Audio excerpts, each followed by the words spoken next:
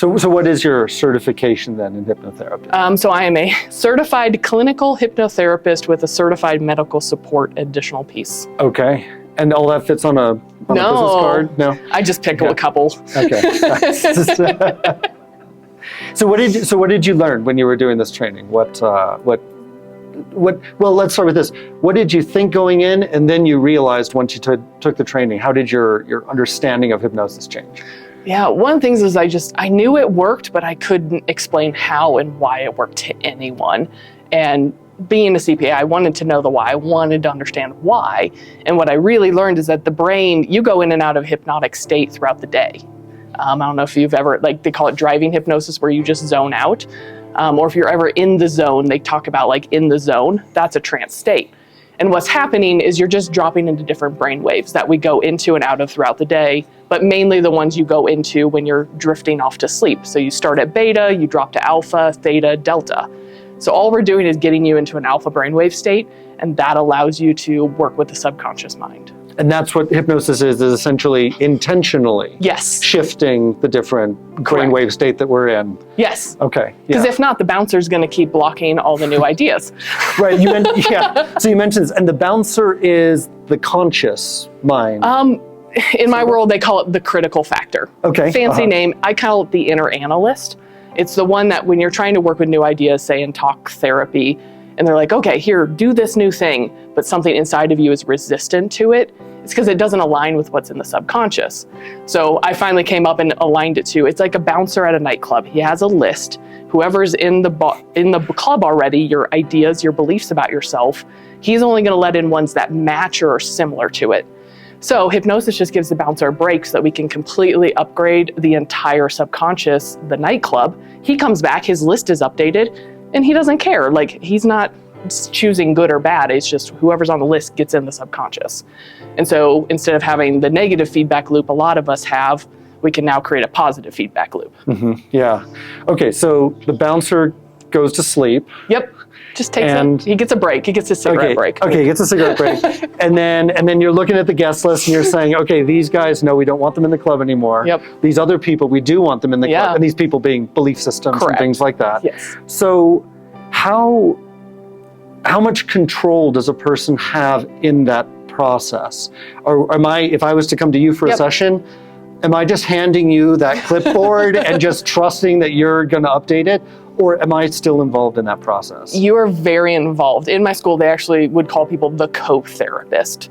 And so what's happening in the session is we're actually kind of going on a hypnotic journey, and it's all allowing your inner wisdom to really speak for you. And so when I'm creating the affirmations, the ideas for your subconscious, I'm just pulling from what you're telling me and using your words, your ideas of what you need, and then maybe sprinkling in some more things based on what you've told me you want to work on. But it's all consented. It's not me just going, okay, quack like a duck. Okay. So right, yeah, because there's nothing better in a flow state than to quack like a duck. Yeah, exactly. So I'm in this state. I'm still conscious. Yeah. But it's like a different form of consciousness and awareness. Yes. I'm still have my own autonomy, my own control, and most of the things that are being removed from or added to this bouncer's list, they're still coming from me. Yes. Okay. Yeah. And your role as a facilitator is to help? I'm your guide. Okay. I'm basically the guide on the journey, helping you, asking the questions, kind of probing questions, or guiding some imagery to help you discover something within yourself. For example, someone has, like, something's blocking me. I don't know what it is. I'm like, okay, well, like, let's tune into your body. And where does this block live in your body? Okay. And then we may work with that block and give it an image or a shape and talk to it, and it'll tell us information. Gotcha. So that's where some of the information comes from that I help reinforce. Okay. And so, yeah, it's a very active process. You're not just sitting there. It's not a guided meditation. Okay. It is a very active process that I'm guiding. Okay. So walk us through when you work with a client, like the very beginning, we're talking about a session that you're having. Where does it actually start? Is there some kind of getting to know somebody? Is there discussion before hypnosis during a session? What kind of walk us through your process? Yeah, so I'll meet someone and then have them do a consult with me where we'll just kind of talk about what they're wanting to work on. see if we have a connection, and because trust is very important, rapport is very important. If it's not there, it's not going to work. My bouncer's just going to go, yeah, nope, exactly. not for You're me. not going to be able to relax and be guided by me if you don't have a trust of me. So yeah, we kind of get that connection. And then from there, each session, once someone's like, okay, yeah, I'm ready to move forward, each session is basically a breakdown. We have a little bit of talking time, 20 to 30 minutes, depending on the person, sometimes 40. And then they go into hypnosis for 40 to 50 minutes. And so most of that is kind of an active guided journey. And then about 15 minutes of it, I'm delivering affirmations, having them do imagery about what they want life to look like.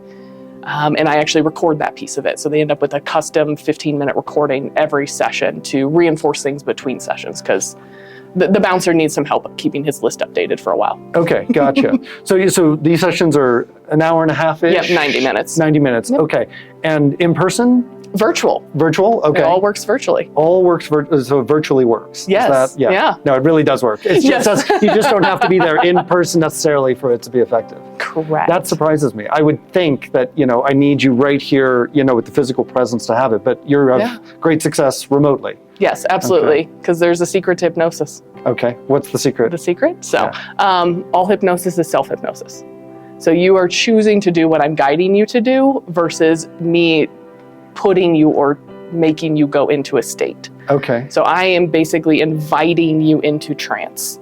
I'm not making you go into trance. Okay. So you're facilitating. Yeah, I'm facilitating the into trance with usually a guided relaxation of some kind to get the body settled, because most of us can use that. Yeah, definitely, definitely. Yeah. So. And then, so is it just one session? I'm fixed. I'm done. My bouncer's upgraded, and life is perfect. Is that how this works? Well, first, you're never broken. Okay. That's nice of you to say. It's more just accepting yourself as you are. Some people, they just need one session where that's all they need. They just need some little bit of help and they're good to go. Other people will work together for usually 8 sessions to get some bigger, consistent changes in their life. Changing habits and action are a big part of what we do. Is we can do all we want in the energetic and mental field, but if we don't have real world action to follow it up, it's not going to really take as well. Okay. So that's a lot of what we do is focus on what action steps they want to be taking that they're not, and making it easier for them to take those. Gotcha. So people walk away from a session with some homework. Usually, yes. Usually. It's usually self-assigned homework. Okay, all right. Yeah, they'll come up with something they want to do, and I'm like, okay, there's your homework. Okay. and then when you have another session with them, if you do, you sort of check in with how that homework was working for them, and then work on the next revision of things? Every session is just where we are then. So 2 weeks ago, we could have talked about doing something else, but if you show up and you're like, this is what's really going on, then that's what the subconscious wants to heal. Like when you start on this path, your body and your mind will be like, oh, I've got all this crud, perfect, and start dumping it out. So sometimes it can be that things can get a little worse before they get better. Because it's like, oh, cool, we have a place to deal with this now. Yeah. When it's there at the bottom, we don't really see it as being mucky. It's just kind of the sticky floor at the bottom. But once you start scraping it up, it starts to kind of look not so great anymore initially. Yes. So it's just we're stirring up the pond, and then it'll settle again in a new form. But I do tell people it can get a little mucky, but usually we can help support that. And we usually work once a week too, so that there's some good support in there. All right. So what kind of muck do you work with people? Do you any kind of muck? People can come to you with any kind of things, or are there things in particular people struggle with that you like to work with or are particularly effective with? Yeah, so a lot of the people I tend to work with are ones who have tried a lot of other things and just aren't getting the results they want and need in their life. And so with the hypnosis state, we can just really get all that solidified, integrate all the healing they've done, and make it easy to truly move forward. So those are kind of my sweet spot people, is the ones they've tried so much stuff. And usually what we're doing is working on accepting yourself, trusting your intuition and acting on it. Anchoring safety, a lot of safety anchoring. Is that one of the byproducts of this, is we just tend to trust ourselves more? Yes. As a result of this? Yes, absolutely. That's pretty awesome. Yeah, that's something. And compassion. I help people with self-compassion because we're very hard on ourselves. Yeah, we are. Yeah. So, Cool. Okay. So we just want to open up now to anybody that has any questions for Kim about hypnosis, any myths, any particular questions about things that can or can't be worked on, or really anything. The question was, is there anything that hypnosis does not work for? Honestly, I feel like it works for lots of things. And it's really a matter of if the person's ready to truly change it. It's less about the hypnosis working versus the person's readiness. Because it's less about the problem versus the person's intention of working on the problem. Correct. Because it can help so many different things, and it's just really accessing your subconscious and activating things that you just want to be doing in your life.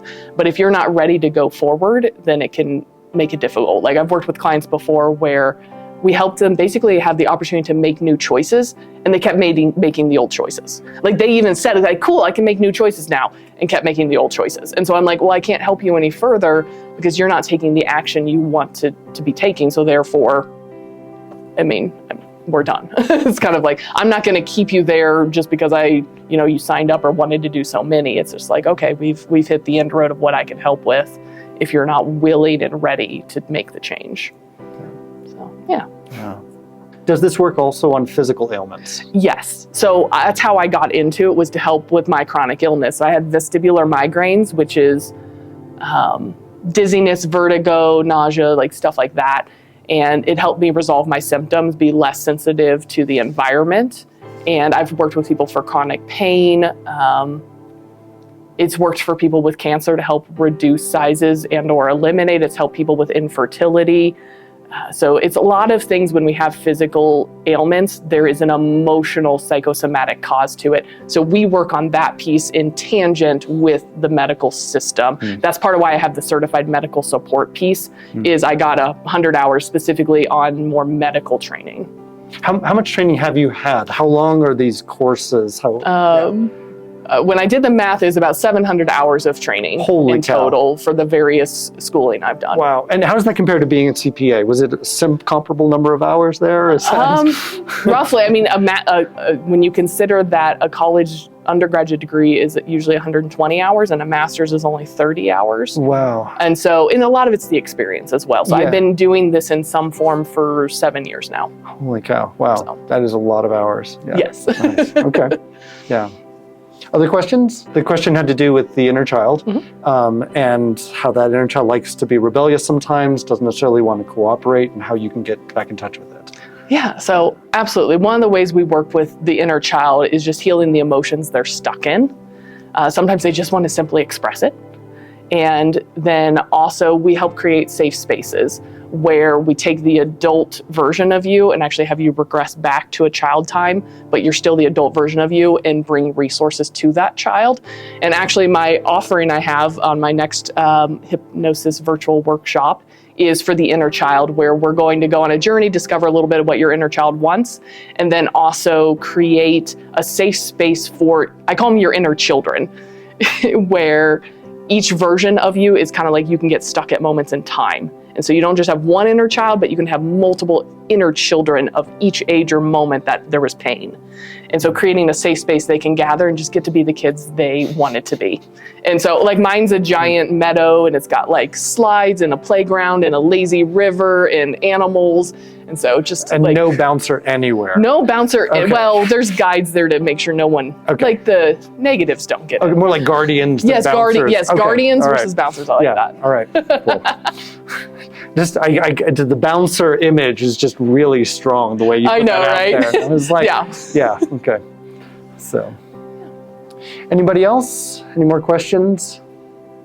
Yeah. How far can you go back as far as past life regression?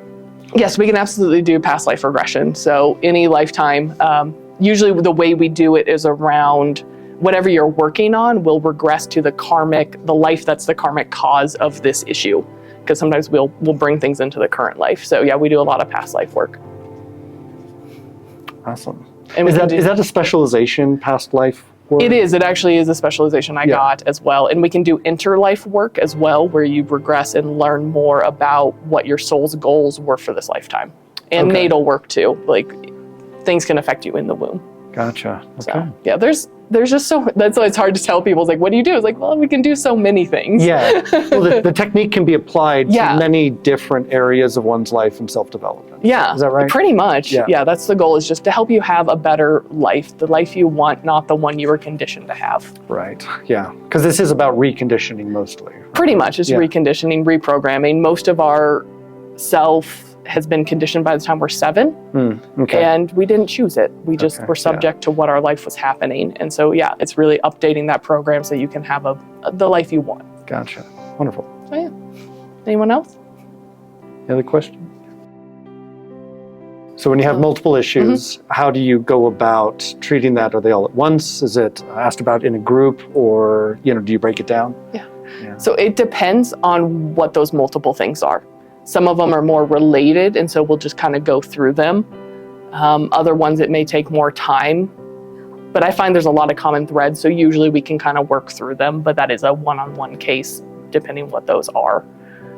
But usually working on one helps generalize and affect the rest of them anyways. So it can be, we can dive into one and then just spend a little time on the others.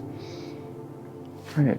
So we're just about out of time, and I want to wrap up by asking you about, you do a group hypno session. Can you tell us a little bit about that and how that works? Yeah, so usually once a month I offer a virtual hypnosis experience where people get to come and try out hypnosis, and it's just virtual as a group, and really you're find out a little bit more about hypnosis and then go on some sort of hypnotic journey. And then I'll reinforce with some general affirmations based on the subject. Like I said, the next one is inner child related, to help the inner children feel better. Awesome. So if people want to learn more, where do they go? How do they get in touch with you? Yeah, absolutely. So starting probably with my website is one of the best, and that's focusedhealing.net. Okay. I'm also on Instagram and Facebook, and that's Focused Healing KS, my initials for Instagram, and then just my name. It's a public page for Facebook, and I post on there sometimes. Awesome, great. Well, thank you very much, Kim, for telling you. us about hypnotherapy and dispelling some myths and telling us how to deal with bouncers. Yeah. You're welcome. All right. Thanks, everyone. Thanks.